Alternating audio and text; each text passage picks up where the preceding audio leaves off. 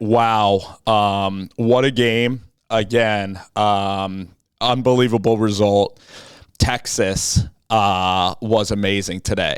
The defense, the running game, they stood toe-to-toe with Alabama, and they were actually the better team today. Just a lot of mental mistakes. That field goal at the end of the half, they needed that. You add those 3 points into the mix. That safety call, I mean, that roughing the passer call in the end zone, are you kidding me? Are you kidding me? And even if he wasn't down, that's intentional grounding right into the end zone. How can you not call that a safety? He's on the ground. If they kick it back to Texas, then Texas can again get more points in that way. And, Quinn Ewers leaves the game, which hurts for Texas. I don't know how long Ewers is going to be out. Card plays okay, but even Ewers just has a higher ceiling than Card, and Card is just kind of average. We saw him at Arkansas last year, and he's a fine quarterback, fine backup quarterback, but again, that was a huge disadvantage in the contest, and yet Alabama gets that call with Bryce Young in the end zone there. That really, it does change the game. They get to punt it back to Texas. Texas only gets a field goal out of it. Texas defense was great today. Alabama cannot run the football. In the trenches, Texas won the football game, and that's unbelievable. You're playing against an Alabama team, and Alabama, other than that one run in the first quarter, Alabama was getting beat in the trenches. Alabama, one of the top teams on a tier by themselves, they were getting beat in the trenches. Alabama was.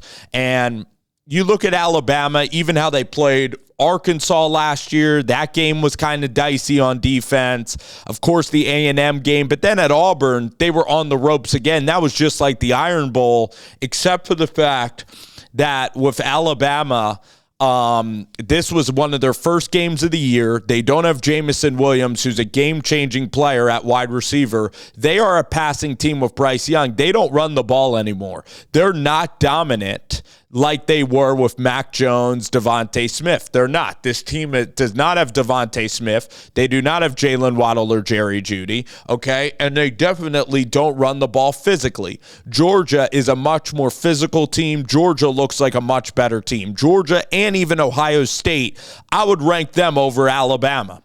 Alabama still went to Texas and won, but Alabama's going to lose in SEC play the way that they play today. I think does Alabama, I guess they host A&M, but I don't think that A&M can run the ball in Alabama at home. So I'll give Alabama credit that Alabama's going to probably recover from this, but I still see them losing somewhere along the way. I see Arkansas maybe beating Alabama. I think Mississippi State goes to Alabama, but that's not even, I'm telling you, every game on the schedule now, Alabama really has their work cut out for them. And then when they see Georgia in the SEC title game, they're going to have a great chance to be beaten in the SEC championship. So Alabama looks like they're outside of the four. But Bryce Young is still so special. I mean, Bryce Young at the end of the game, him scrambling around, him making big plays in the second half, it was a one-man show with Bryce Young. And, at times Bryce Young, looked kind of skittish in the pocket, missed some throws for sure, kind of played sloppy. But then in the second half, he really stepped up. But this receiving core is totally lacking, and Alabama doesn't have the advantages that they usually do. I mean, Georgia is a more complete program than what Nick Saban's building at Alabama. I mean, Todd Monken now, and you look at the offensive coordinator, I guess it's Bill O'Brien's still their offensive coordinator, I believe, at Alabama. But, I mean, the refs, again, bailed out Alabama. That was just such an inexcusable play. Bryce Young is lying on the ground. The guy, just jumps over top of him, doesn't even make contact with him, and you call a penalty for targeting, which wasn't even close to targeting, but is still a penalty of roughing the passer. Are you kidding me? Roughing the passer, by the way, it's one of the worst calls in college football. The refs over-referee this game. Even the play that Ewers got hurt, you don't want to see a guy get injured ever in any sport, but what Dallas Turner did there, that wasn't even wrong. Like, the guy was releasing the ball and he hit the quarterback and took the quarterback to the ground. Like, what is this whole driving to the ground thing? I mean, that's just dumb. The point is, it's football. Guys are going to get injured. Guys are going to get hit all the time. If Ewers was still holding the ball, then the hit would have been just as massively hard. So, I mean, Ewers released it 1 second earlier. That was a terrible call that went against Alabama. But that safety call you cannot make. So these refs were terrible. All the reviews were awful. Texas had this game, but the great news for Texas is in year 2, are you kidding me? You're going toe-to-toe with Alabama. Your defense is balling out. Gary Patterson, Steve Sarkisian, the guy from Montana State. I mean, holy crap. Like, Texas physically is ready for the SEC. They're ready for Alabama. That's the number 1 team in the country. So Texas, with Sarkisian, he's taken Texas to a place where it can compete with the best. And if Ewers is healthy, this Texas team is going to be the headline favorite for sure to go to the Big 12 title. I don't know if Baylor at home can play as good a defense as the University of Texas. I don't know if Oklahoma could. Alabama too. Part of it is Alabama not looking very good themselves. So you now wonder why Nick Saban complained about Jimbo Fisher getting all the recruits. It's because he's nervous. He knows he doesn't have the advantages that he's had. I would be stunned if this team beat Georgia in Atlanta with the wide receivers they had. I would be stunned. I think Georgia's going to take care of them. I really think they should. I think Alabama will probably have 2 losses on the year. They'll still have a good season, but they're probably going to be outside the playoff. Even if Alabama went to Clemson, even with Clemson's poor offense, Clemson's defense can totally handle Alabama's offense. This was a terrible game by Alabama standards. They're 20-point favorites, okay? You're supposed to be untouchable, and you're completely touchable, and you get tagged most of the game by University of Texas. No one saw this defense coming in here and doing this. It's got to give Texas just a ton of confidence that, hey, that's the best that college football has to offer. That's the Heisman Trophy winner. This is Nick Saban. But outside of that, I mean, what real ball players are you talking about? Everybody kind of mocked Brian Robinson for being a slow running back, but guess what? The Commanders actually drafted him, and a lot of people thought that they drafted him early, the Washington, D.C. football team, whatever you want to call them. Formerly, the Redskins, then they were the football team, then they're the Commanders, right? Brian Robinson ends up going to them, right? And he actually is carving out a role to start in the NFL. So, Brian Robinson can pick up blitzes, unlike any of the Alabama running backs right now. So Texas got to feel great. I mean, come on. It wasn't a shootout with Shane Buechele against freaking Notre Dame, and Notre Dame's not very good. This is Alabama. This is Nick Saban. They're always pretty damn good. They're the dynasty for a reason. They're in the national championship. They're winning national championships. They're right there. And you had them at your place, and you're ready to drop them. And it wasn't a fluke. You played great football. Now, I guess we could point to Brian Harsin. We could point to Auburn last year. That I guess is the, and that Iron Bowl was just crazy too. That Iron Bowl, but it didn't amount to anything for Brian Harsin and Auburn. It didn't amount to crap. But Jamison Williams was out, and that's what happened again. So it's going to be interesting. I think this is a good day for parity people in college football. I didn't think Alabama would be touched, so I was wrong.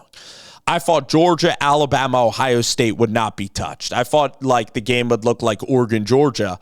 But fortunately for college football fans, if you're not an Alabama fan, the game was compelling and Alabama looks touchable. And that's good for the sport that, hey, in the SEC now, Alabama games might be watchable past the second quarter. But sickening for the refs.